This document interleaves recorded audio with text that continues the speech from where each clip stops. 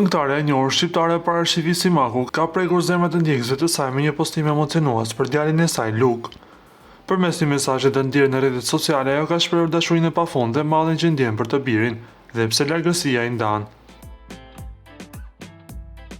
Luk, largësia nuk e zbe kurrë dashurinë e një nëne. Çdo ditë të mendoj me mall dhe krenari, edhe pse nuk je pranë, zemra ime të ndjen gjithmonë afër.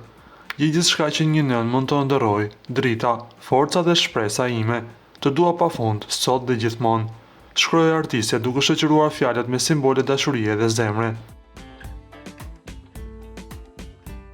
Ky postim i Simakut ka marrë një sër komentesh pozitive nga ndjekësit e saj, të cilët janë prekur nga fjalët e nënës dhe kanë vlerësuar lidhjen e fortë mes saj dhe Luk. Pavarësisht largësisë, dashuria e nënës është një forcë e pakufishme dhe këtë e ka theksuar artistja në çdo fjalë të saj.